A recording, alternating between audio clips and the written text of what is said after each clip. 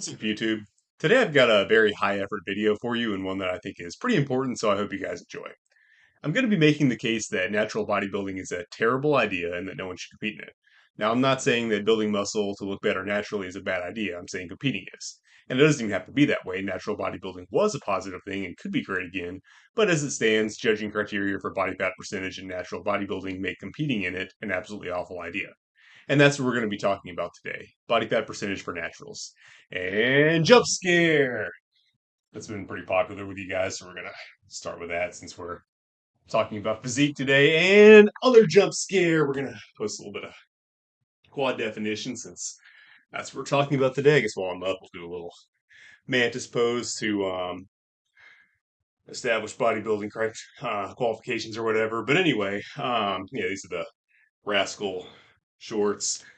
I like this color. I've been wearing them around trying to get my legs to tan up semi-successfully while I have some summer sun. So get those in the link in the description if you want them. They're great shorts. But anyway, modern natural bodybuilding contests often get mocked in various ways, right? I'm sure you've heard them referred to as swim meets, heard the competitors get referred to as looking like shriveled up beef jerky, things like that. I mean, it's totally fair, right? A lot of the competitors look not just skinny, they look like they need help, like they're actually starving to death and that medical intervention is necessary, right? Very far from what we would think of as the peak of physical conditioning and health. Hey guys, post-production Atlas here. I realized while editing pictures into this video that I need to make one thing crystal clear. This video is not intended to be a personal attack on anyone in any of these pictures. It is definitely intended to be an attack on natural bodybuilding the way it's conducted today. I think that's something that absolutely does need to be attacked and criticized. And yeah, I am using pictures of natural bodybuilding competitors that I found online to make that point. And yes, I did pick these pictures because I think these individuals look unhealthy. I think this is not bodybuilding as it should be. And I think these are examples of what I'm talking about.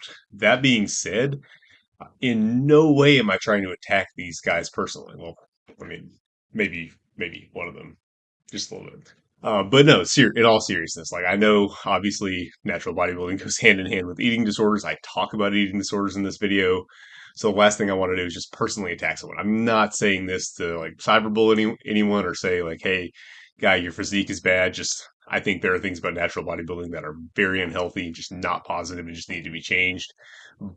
But that doesn't mean I'm attacking the individuals, right? It's kind of like you can think that a cult is very bad, very negative, and needs to be attacked. The cult itself, it's something that needs to be shut down or altered or, you know, criticized, what have you. But you don't necessarily wish any ill on anyone who got hoodwinked into participating in that cult, right? You want the best for those guys, and that's kind of the balancing act that I'm trying to strike here.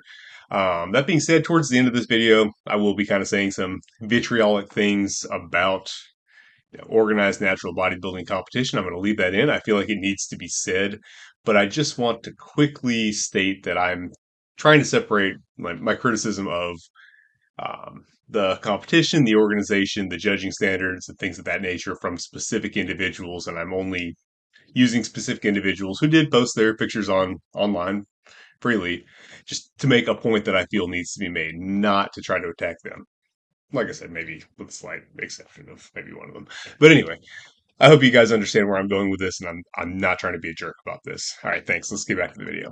Now, it is true that some of the top competitors manage to adapt and bring a physique that actually looks very impressive at this level of leanness, and I do believe many of them actually do it naturally. But even in these cases, I almost invariably think that they look much better a month or two out from the competition than they actually do on stage. And not just because of the coat of brown furniture varnish that they apply beforehand. More on that later. So we know that getting this lean is unhealthy. It shuts down your hormones, it can cause joint pain, it even reduces the fat pads that you need to walk comfortably on your feet, and worse, it actually causes muscle loss. Muscle tissue loss from dieting is almost entirely a myth. I have no reason to believe that I've lost any at all, even on multi-day fasts. But the reason that the myth persists is that it actually does happen at genuine single digit body fat. So many fitness professionals who compete actually do experience muscle loss, and then they think it actually is a real concern, when in reality, 98% of the population will just never need to worry about it at all. But worst of all, getting that lean to the striated glute level of body fat, that's of paramount importance to modern natural bodybuilding competitions doesn't even look as good in many cases. So, how did it get to be this way? So, the interesting thing um, about this is it seems that this happened fairly recently. It's kind of a modern development. It occurred maybe in the last few decades. The logic seems to be okay, we can't get as big as the enhanced guys, and we're talking about natural bodybuilding here, but we can at least get as lean, right? We can't get as big as the enhanced bodybuilders, but we're going to get as lean. So this is very bad reasoning for two reasons. First, arguably the mass monster bodybuilders really only need to prioritize this crazy near death level of leanness because just due to their balloon animal like proportions, even a little body fat causes us to perceive them as obese. I'm sure you've seen photos of bodybuilders in the off season, and even though their body fat percentage is objectively very low, they look fat even though objectively they're anything but. So at least one of the reasons why their judging standards are what they are is simply not an issue for naturals.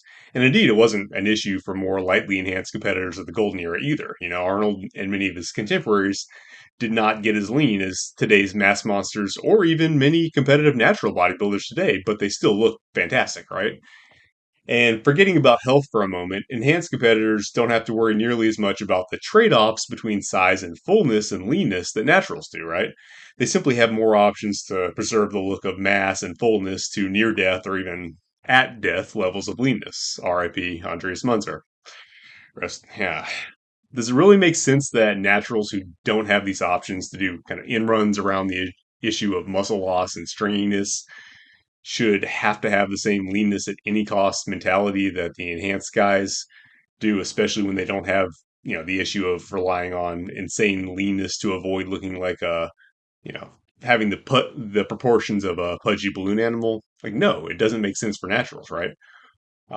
So the question would be, what would natural bodybuilding's take on leanness look like if natural bodybuilders weren't being, frankly, gaslit into doing stupid shit by comparison with enhanced guys?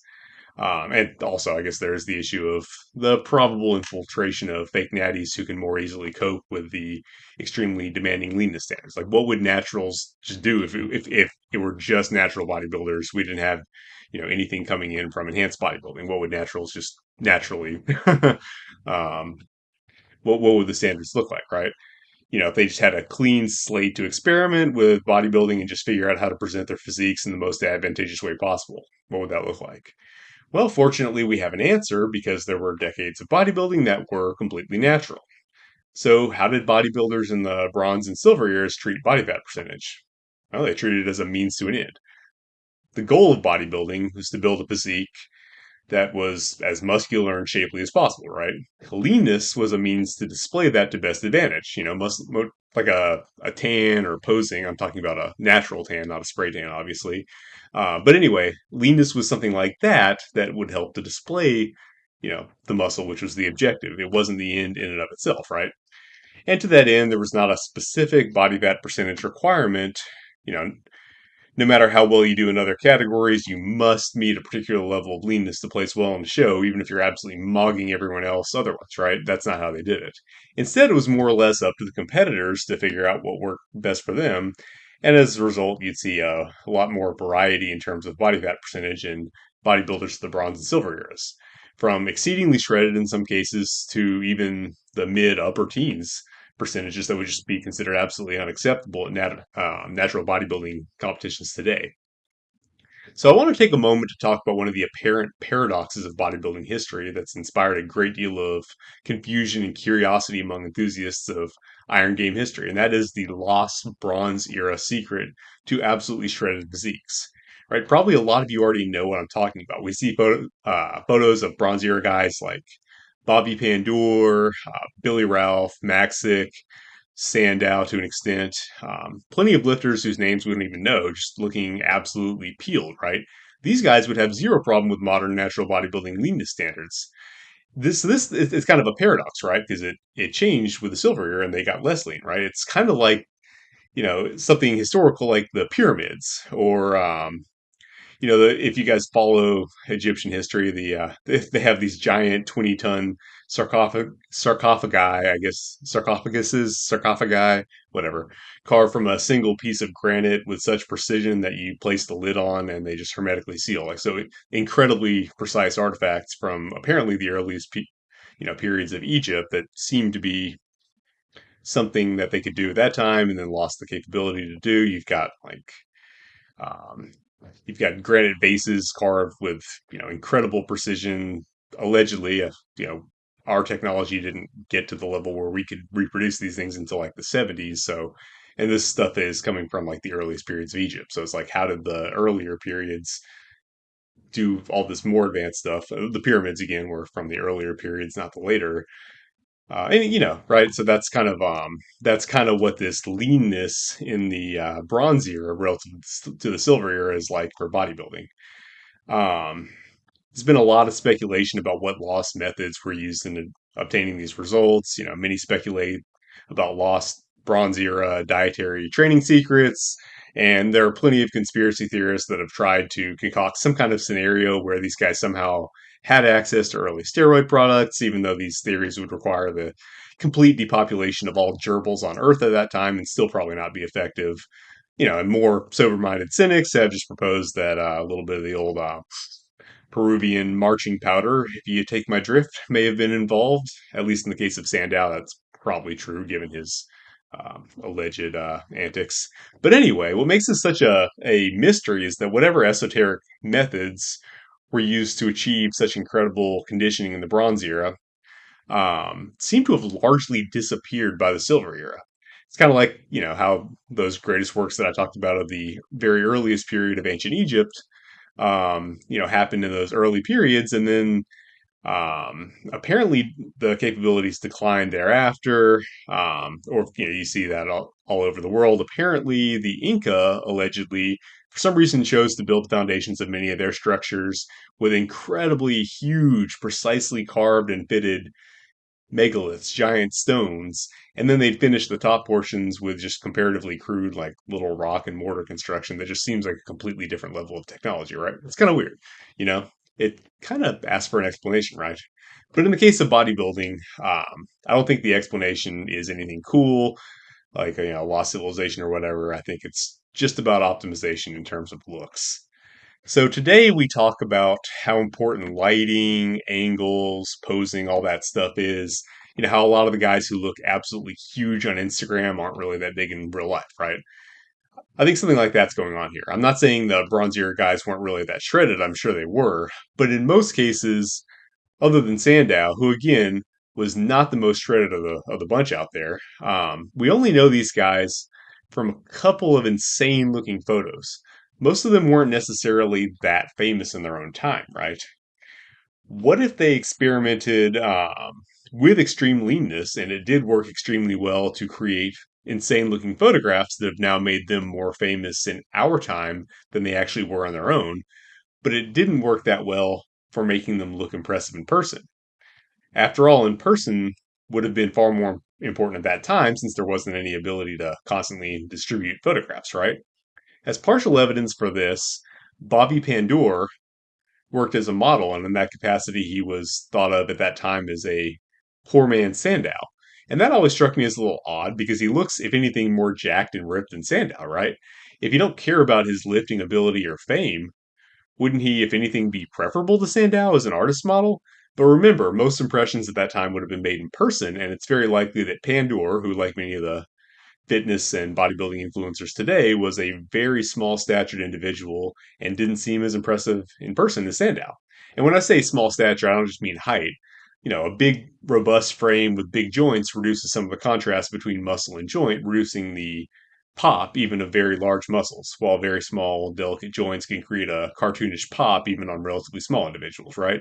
We all know that Jeff Cavalier, for example, is objectively very small, but in certain pictures, he can actually look pretty huge. But this effect is also heavily dependent on, very low body fat. Just like muscle, fat's going to be exaggerated on small frames, so even a little bit will ruin that pop effect, right? So I think in some cases, when we're looking back through history, through pictures and seeing some individuals who optimize, extremely well for pictures, that might give us a different perspective from those who actually lived in the era and saw people in person, right?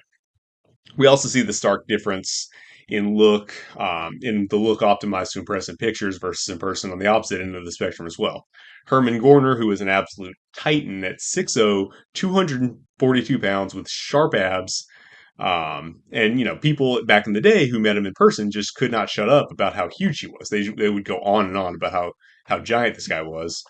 And you can kind of see it in pictures like this where he's standing next to a regular person. But I think even this isn't quite doing him justice because most modern audiences are just completely underwhelmed by him. Like his heavy, like reinforced heavy duty, like gorilla frame doesn't give his muscles the kind of contrast and pop that makes a 5'2", 155-pound influencer look big on Instagram, right? I've had tons of people try to tell me that based on Gorner's pictures, not looking muscular enough, his stats must have been exaggerated and he was really only about 220 pounds. I mean, that would make him essentially my size, like midway through my bulk. I think it's way crazier to think that someone might have, one hand deadlifted, 664 pounds or lifted like four kettlebells weighing over 400 pounds overhead one at the same time or wrestle an elephant than to think that he just had a really big frame that reduced, visible contrast. Like I think he would have to have been, 242 to do all the stuff that he did. I can't imagine somebody my size doing all that. But, people don't believe it because the pictures don't tell the whole story. He probably just had massive joints that reduce some of that visual contrast we're used to seeing on Instagram. Anyway, when optimizing for solo pictures, where you have control over angles, lighting, and so on, shreddedness can be played to its maximum advantage, and this is why even Jeff Cavalier can appear jacked. I actually recently had a client send me a photo of an influencer on Instagram and asked me if I thought this physique was possible naturally, and I looked at it, and the guy wasn't big at all. Like, his triceps and back were very flat, and I could tell that he would look like nothing at all at a higher body fat percentage, but he was exceedingly lean, like contest level shredded.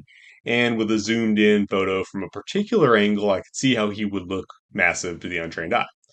And the sad thing is, he probably won't be able to make progress naturally because his optimization for these photos is so dependent on low body fat. If he bulks, he'll kind of lose his claim to fame, right? Whereas guys who are actually big can bulk and still look big, right? Anyway, you can't have control of all angles in all situations on a bodybuilding stage, and certainly not in real life, or it's not a photo shoot. You don't get to control the angles. You're going to be compared to other people, and in fact, I often find when looking at natural bodybuilding competitors, I often think they look better 1, 2, 3 months out from their competition, right? So what I think explains the difference between the alleged leanness secret of the bronze era and the best bodybuilders of the silver era is that the silver era guys are guys who optimize to look impressive on stage in real life next to other competitors in a setting where somebody like Pandora probably wouldn't have fared so well, right? Now, many of the silver era competitors were certainly lean, no doubt about that, but there's definitely a difference in their level of leanness with that of modern bodybuilders or certain bronze era guys. And I suspect it wasn't simply a matter of being unable to get leaner, but rather of selecting the best possible balance of size, fullness, and definition. Look at this photo of Steve Reeves, for example. He's definitely lean, but not to the same degree as many modern competitors, right? But what would be the point of getting leaner? He's already got defined abs, a small waist, lots of obvious muscle definition. Is there really any benefit to being leaner, especially if that would result in a loss of size and fullness? Or what about Clancy Ross here? Again, we see he's got good abs, definitely what they would have called washboard abs back in the day, but he's nowhere near the level of leanness that would be expected on a modern natural bodybuilding stage, right?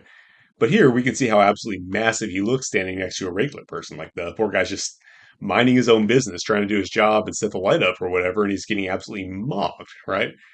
I think we don't see that enough. It's like seeing bodybuilders standing next to other people, because that helps to add some of the perspective that we miss from seeing pictures back in, right? It's not perfect, but it helps. Like, what would Bobby Pandora have looked like standing next to his photographer, I wonder? I'm not hating on Pandora, I'm just wondering. I don't think he would look nearly as impressive if we saw him next to a regular person. Now, this video is not an attack on leanness, even extreme leanness. Some men will definitely find that leaner is better in terms of presenting the most aesthetic physique possible. I think generally the cutoff will still be in the upper single digits, not mid single digit like shredded glutes level that is required for natural bodybuilding competition. But some might find that that look works well for them, and that's fine if it actually does. Because what I'm advocating for is the return to treating the appearance of muscularity as the primary goal of bodybuilding, with leanness being treated as a tactic to display muscle to the best advantage, like a tan or posing, rather than the end in and of itself, something competitors can use to the extent that it benefits them. Because right now, it's by far the most important quality. It's just getting striated glutes level of body fat. Everything else is secondary. If a scrawny intermediate shows up to a competition looking like he just started lifting a couple months ago, but he cuts the required body fat. He's applauded, he's having done it right, he's getting experience, being a real competitor. Whereas if someone showed up looking like many of the silver era greats, in other words, massive, looking like something that an average person would actually recognize as actually looking like a bodybuilder, but at 10% body fat, or in some cases even considerably higher, they would just be considered not in shape, someone who's not serious about bodybuilding, right? And that's obviously silly. John Grimek was obviously a serious bodybuilder, the most serious in many ways, at 20% body fat, right? Whereas many modern competitors simply are not. I'm also not advocating for just prioritizing sheer bulk, because we all know there are a ton of delusional fats out there who think they're jacked just because of what the scale says, and in absolutely no way do I want to enable that. And the last thing I want to do is give the slightest credence to body positive losers who say that fitness isn't about having abs. No, you absolutely should have abs as a man, unless you're a strength athlete who needs to not have abs to bench or overhead press more. You should definitely have abs, but that doesn't mean a stringy guy with an 8 pack and striated glutes is a better bodybuilder than a jack guy with a 6 pack. Now, I'm not saying bigger is better at all. I'm saying the winner of a natural bodybuilding competition should be the guy who can stand on stage and look more jacked and aesthetic than the other guys, holistically, like to the actual eye. Not to a specific criteria, but just to the actual eye. Like which guy looks bigger and more aesthetic. Sure, stuff like striations and veins play a role in that appearance, but they're the icing on the cake, not the cake itself. If that helps to make you look more muscular than the guy standing next to you, great, but it shouldn't be the main event. We shouldn't have situations where any regular person would think that Guy A should win the contest because he looks like a Dorito with big arms, but the in the know bodybuilding aficionados are saying, silly peasants, his legs aren't striated enough. Clearly, Guy B is the more proficient bodybuilder. And Guy B basically has zero B taper, but he's got a bunch of lines on his legs or whatever. Like, no one cares. Shut the fuck up. While we're at it, what's the deal with the spray tans? They look absolutely ridiculous. I mean, this isn't related to body fat, but I got to talk about it. Just stop it. I don't care that the lights make you look washed out. It isn't worth it. You look like some kind of bizarre, like brown Oompa Loompa. Just get the best natural tan you can. And, maybe try to set the lights up to where they actually look good with natural skin color. Like the silver and golden era guys did not need to paint themselves brown. So, we with modern advancements to like LED lighting technology, I feel like we can probably figure something out to make natural skin color look good under lights, right?